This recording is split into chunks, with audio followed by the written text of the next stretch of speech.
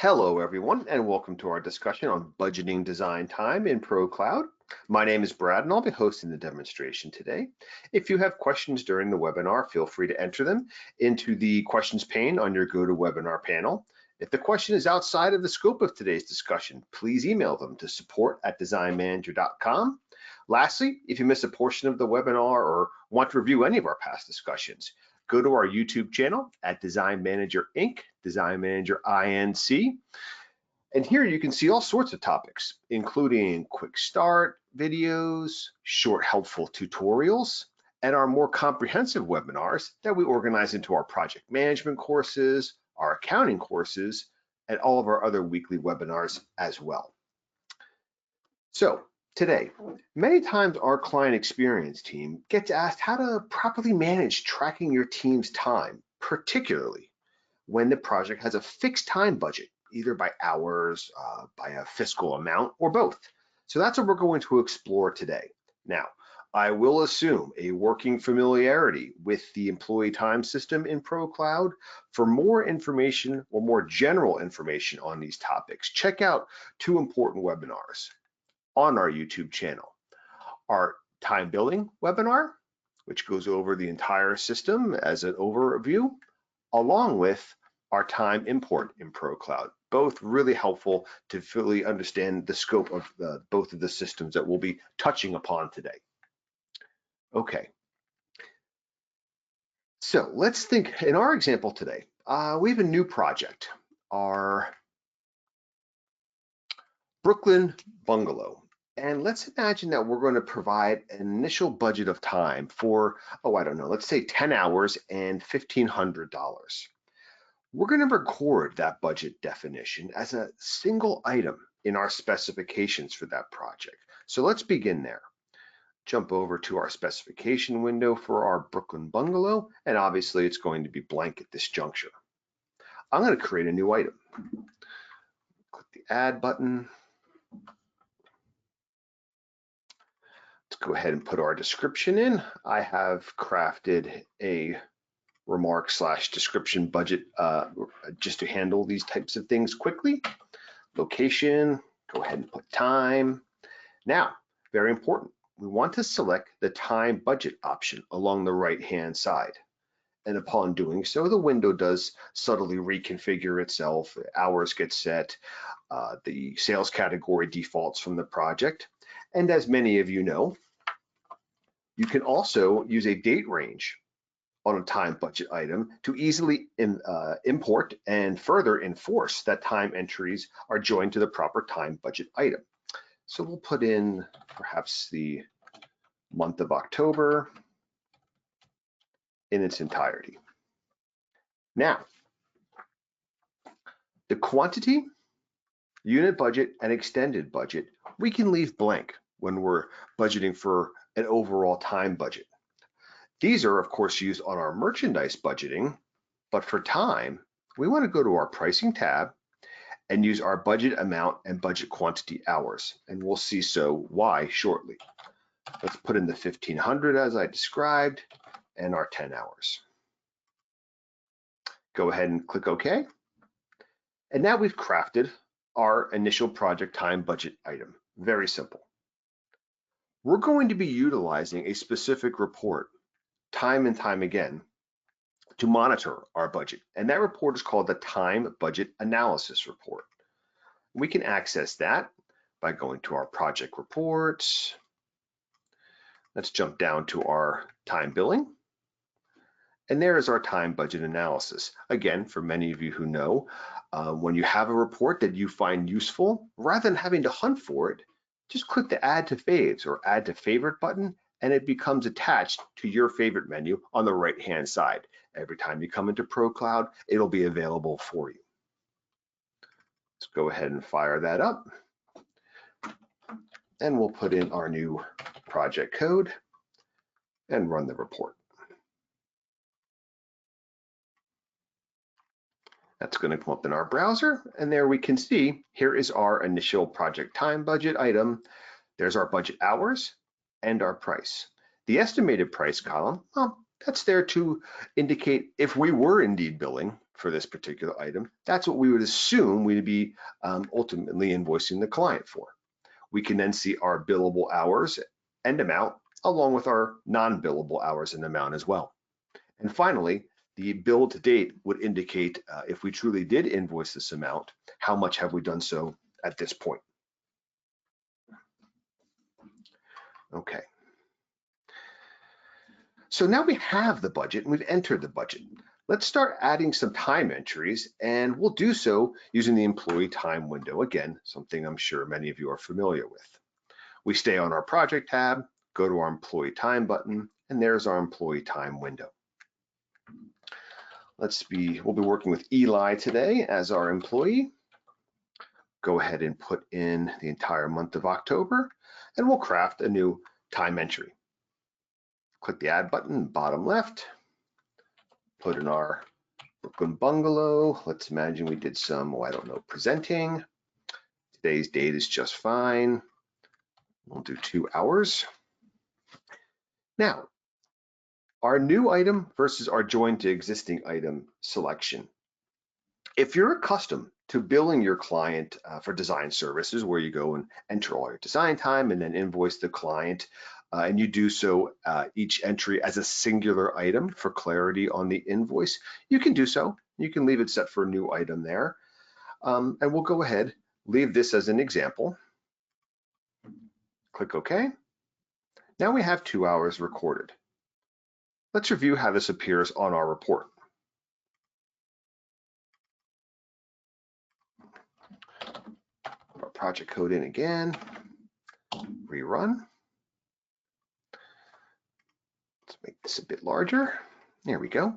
So now we can see our initial project time budget item, and here is the accumulation of our items beneath it. Since we selected the new item format, we're going to be showing each one beneath our initial budget. So we're comparing the totals of our budget hours and price versus what we've accumulated so far. There's our 2 hours at 115 an hour for a price of 300. So I simply need to monitor those two values against one another. But this is a single variation of recording our actual time entries. For the purposes of tracking time services against a singular budget item, I, however, suggest rather than making new items for each of our time entries, rather to join the time entries directly to the time budget item. Let's see how that method is going to appear. So we'll begin by deleting the item that we just created for our presentation, kind of back that out. And we'll go ahead and join a variety of items to our existing time budget item. I'm going to jump over to our project again, and we're going to enforce that our time items will be joined in this case. And to do so, we go to the Project Defaults tab, click on the Advanced Markup button to get to the Project Advanced options, jump over to Time, and rather than User Can Choose, I'm going to enforce to join to a time item. Great. Now, also, rather than manually entering in all of these time items, let's use another feature. We're going to use our time import window and go ahead and import a timesheet that I've created for Eli, which you can see here. This is an easily, you can create our timesheets right from Design Manager by simply clicking the Create Timesheet button right on your employee time window. Once done, you can send that off to the employee and they can record all of their time right into this sheet. And you can see I have a variety of different time activities listed for Eli. To import, we go to the Import button, which jumps us to our time entry import window. Click the Import button and then select our timesheet. Now, my translation between my columns has already been completed because I use the timesheets over and over again. So you can see each of the fields on the columns on the sheet mapped to different areas within Design Manager. Once you've done this a single time, ProCloud will remember it. Click OK, and guess what?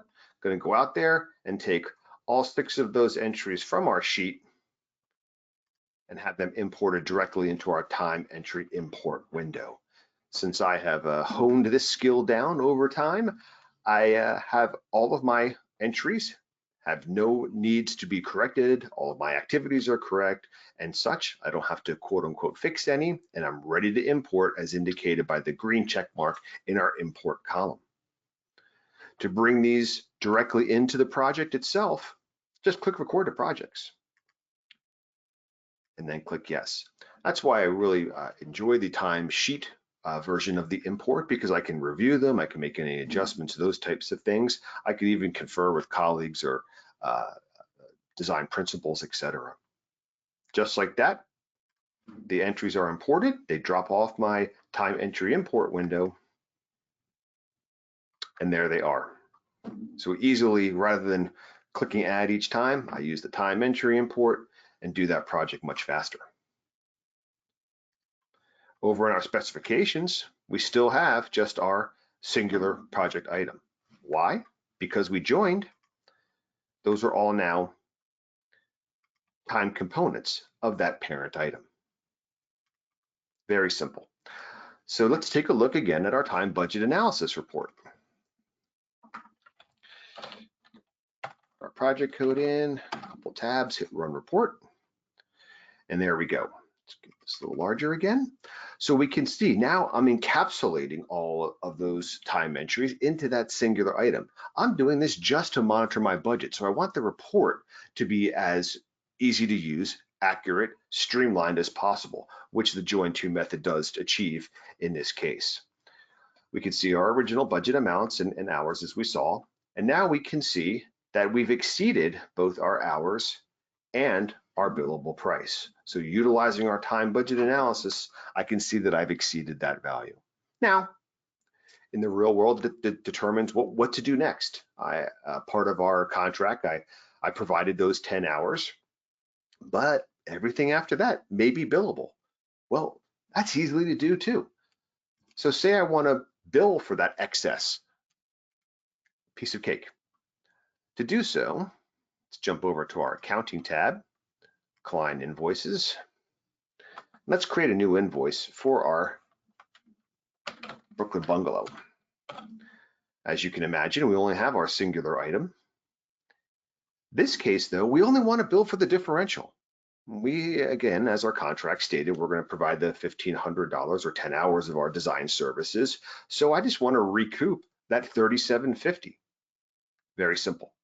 Click the override button, the override option in the top right, top left, and I'm going to change our amount from $1,537.50 to just $3,750. Tag, and we're ready to go. And now, of course, I can go ahead, take a peek.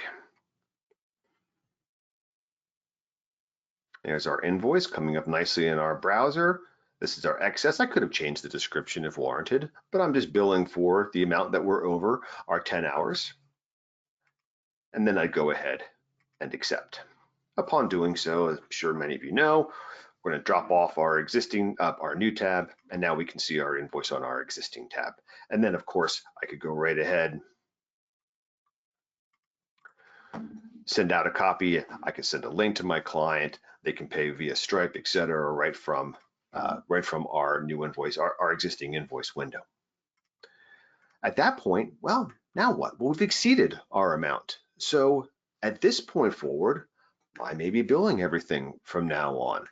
This method allows us to kind of transition so gracefully right into the billable amount period.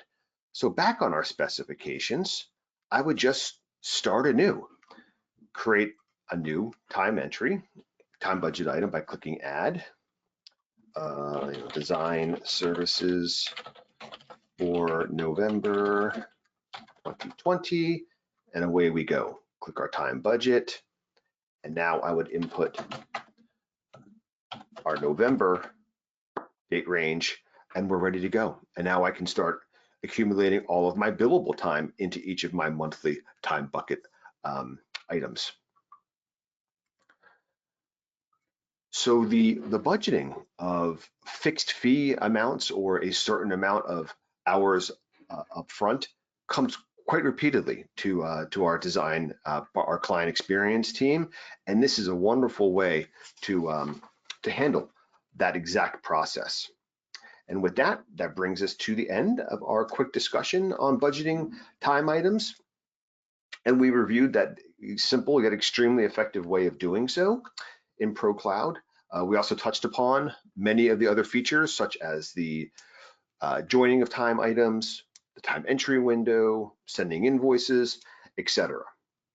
And with that, I thank you all for joining our discussion today, and I hope you attend another of our free webinars in the near future. Thank you, and have a great day.